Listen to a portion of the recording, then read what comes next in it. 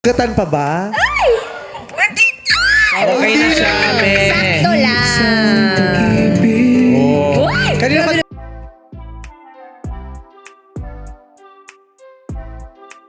Tila napaamin ni Unbogable Star Vice ganda si Chinita Princess Kim Chiu hinggil sa estado ng relasyon nila kay Paolo Avellino. Ito ay matapos cornerin ni Mem Vice si Kim Chiu sa latest episode ng Especially For You. Tanong ni Mem Vice kay Kim, "Sugatan pa ba?" "Hindi na, sakto lang." Naputol nga ang sagot na ito ni Kim kay Mem Vice, dahilan para maunawaan ng mga tao na naghilom na ang puso nito matapos ang matinding breakup na pinagdaan noong nakaraang taon.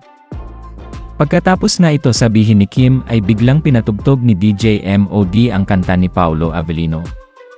Kaya naman agad na tinanong ni Mem Vice kung kaninong kanta ang pinatugtog.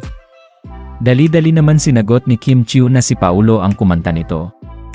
Hindi pa nga dito natapos ang pambubuking ni Mem Vice dahil sinabi pa nito na kakaiba ang aura ngayon ng aktres.